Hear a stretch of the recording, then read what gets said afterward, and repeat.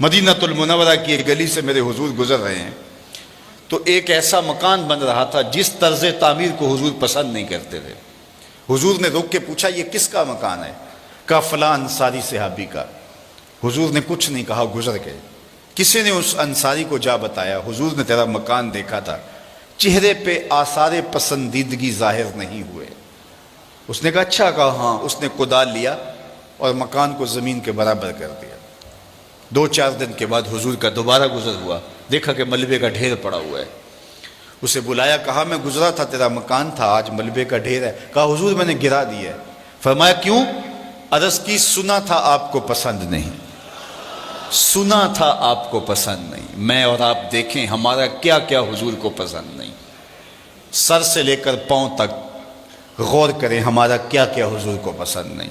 اپنے عقیقے سے لے کے ولیمے تک دیکھیں ہمارا کیا کیا حضور کو پسند نہیں۔ اپنی نجی زندگی سے لے کے سیاسی زندگی تک دیکھیں ہمارا کیا کیا حضور کو پسند نہیں۔ اپنے کاروبار سے لے کر کے انداز معاشرت تک دیکھیں ہمارا کیا کیا حضور کو پسند نہیں۔ محمد دی زیارت محمد دے رنگ وچ، اگر ان کے ہوئے ہیں تو پھر ہم ان کے ہو گئے، پھر اپنی خواہش کہاں باقی رہی۔ ایک صحابی آئے اور انہوں نے حضور سے سلام کرنا چاہا، لیکن حضور نے رخ پھیر لیا۔ وہ سمجھے شاید کسی وجہ سے التفات نہیں ہوا، تو حضور نے جدھر رخ پھیرا تو ادھر جا کے انہوں نے السلام علیکم کہا، لیکن حضور نے پھر رخ پھیر لیا۔ سمجھ گئے کوئی ناراضگی ہے۔ تو چونکہ ایک سفر سے آئے تھے تو انہوں نے دیگر صحابہ سے پوچھا کہ مجھے تو سمجھ نہیں آئی کہ حضور کی ناراضگی کا سبب کیا ہے، کیا تم مجھے بتا سکتے ہو کہ حضور ناراض کیوں ہیں؟ انہوں نے کہا ہاں، ہماری سمجھ میں جو بات آئی ہے وہ یہ ہے کہ تم نے یہ سونے کی انگوٹھی پہنی ہے اور حضور اس کو حرام قرار دے چکے۔ ان الذھب والفضۃ حرام لذکور امتی، سونا اور چاندی میری امت کے مردوں کے لیے حرام ہے۔ صرف چاندی کی ایک انگوٹھی اور وہ بھی 4.5 ماشے سے کم وزن کی ہو تو وہ مرد کے لیے جائز ہے۔ اس سے زائد یا اتنے ہی وزن کی 2 انگوٹھیاں مرد کے لیے جائز نہیں ہیں۔ سونا بالکل جائز نہیں ہے، رکھا ہی نہیں گیا جائز، یہ زینت عورت کے لیے ہے۔ تو نے یہ انگوٹھی پہنی اور حضور اس کو جہنم کی آگ کا انگارہ قرار دے چکے ہیں، گناہ بے لذت ہے تم کر رہے ہو، تو شاید حضور کی ناراضگی کا سبب یہ ہو۔ وہ آگے بڑھا اور حضور علیہ السلام کی بارگاہ میں حاضر ہو کے انگوٹھی اتار کے حضور کو پیش کرتے ہوئے کہا حضور اس وجہ سے ناراض ہیں؟ تو آقا کریم نے یوں انگوٹھی پھینک دی۔ خیر ناراضگی کی وجہ ختم ہو گئی، مجلس میں بیٹھ گیا، گفتگو چلتی رہی۔ جب مجلس اختتام کو پہنچی، لوگ واپس پلٹے اور وہ بھی واپس جانے لگا تو کسی نے اشارہ دیا وہ سونے کی انگوٹھی تو اٹھا لو، تم تو نہیں پہن سکتے، تمہاری بیوی تو پہن سکتی ہے، قیمتی دھات ہے۔ تو اس صحابی نے کیا جواب دیا وہ سنیے۔ اس نے کہا واللہ لا آخذہ وقد طرحہ رسول اللہ صلی اللہ علیہ وآلہ وسلم، اللہ کی قسم میں اس کو کبھی بھی نہیں اٹھاؤں گا جس کو میرے حضور نے پھینک دیا ہے، جس کو میرے حضور نے پھینک دیا میں اس کو کبھی نہیں، سونا ہے، ہیرا ہے، چاندی ہے، پکھراج ہے، موتی ہے، کچھ بھی ہے، میں اسے ہاتھ بھی نہیں لگاؤں گا جس کو میرے حضور نے پھینک دیا ہے۔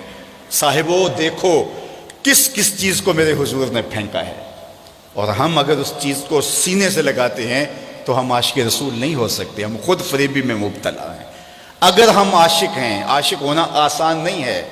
ہمارے بزرگ جھوم کے شعر پڑھا کرتے تھے، عاشق عاشق ہر کوئی آکھے پر عاشق بندا مر کے، ایسے عاشق نہیں ہو جاتا۔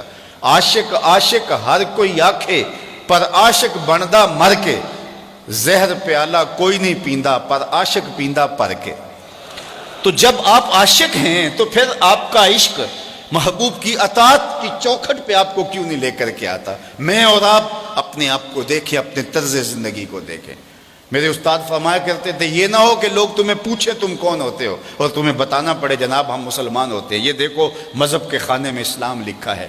آپ فرمایا کرتے تھے صاحب نہ کسی کو پوچھنا پڑے نہ تجھے بتانا پڑے، تیری وضاحت طرز زندگی انداز معاشرت ایسا ہونا چاہیے تم دور سے آ رہے ہو لوگ پہچان کے کہیں وہ دیکھو آقا کا غلام آ رہا ہے۔ نور آنکھوں میں تو چہروں پہ اجالے ہوں گے، مصطفیٰ والوں کے انداز نرالے ہوں گے، دنیا میں بھی ان کے دم سے مقدر چمکا، محشر میں بھی ان کی رحمت کے حوالے ہوں گے۔ تو اگر ان کے ہوئے ہیں تو پھر سر سے لے کر پاؤں تک انہی کے ہو جائیں۔ ہمارا طرز زندگی بتائے ہم نوکر حضور کے ہیں، ہمارا انداز معاشرت بتائے ہم نوکر حضور کے ہیں۔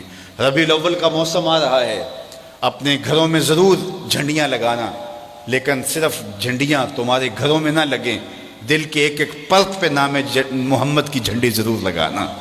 صرف منڈیروں پہ چراغاں نہ کرنا، بلکہ تمہارے دل کی گلیوں میں حضور کے نام کا چراغاں ہونا چاہیے۔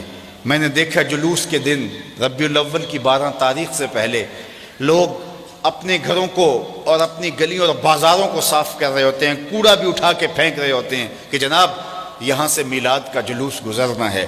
بہت مبارک ہے اور بہت اچھا کام ہے کہ تم نے گلیوں کا گند صاف کر دیا اور کوڑا اٹھا کے پھینک دیا۔ صاحب ایک جھاڑو لے کے دل کی نگری میں بھی آؤ، بہت سارے کوڑے یہاں بھی پڑے ہوئے ہیں، بہت سارے ڈھیر نفرتوں کے، حسد کے، کینے کے، بغض کے یہاں بھی پڑے ہیں، اور آؤ کوئی جھاڑو لے کے ادھر بھی آؤ اور اس دل نگر کی بھی صفائی کرو، اور اندر سے بھی اور باہر سے بھی حضور کا میلاد مناؤ۔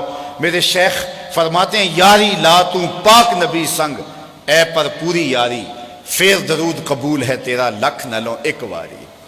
پھر تم ایک بار ہی پڑھو گے تو وہ لاکھ سے زیادہ وزنی ہوگا، جب تمہارا اندر بھی درود پڑھ رہا ہوگا، تمہارا باہر بھی درود پڑھ رہا ہوگا۔ آئیے اس موسم رحمت میں اپنے آپ کو بدلنے کی کوشش کیجئے۔ حضور کی رحمتیں چھما چھم برستی ہیں، دلوں کے آنگن محبت رسول سے آباد ہوتے ہیں۔ محبت اپنے تمام تر آداب کی رعایت کے ساتھ ہمارے وجود سے ظاہر ہو، ہمارا طرز زندگی حضور کی محبت اور حضور کے پیار کا رنگ دکھائے، اور ہم دور سے دکھائی دے کہ ہم عاشق رسول ہوتے ہیں، ہم غلام رسول ہوتے ہیں۔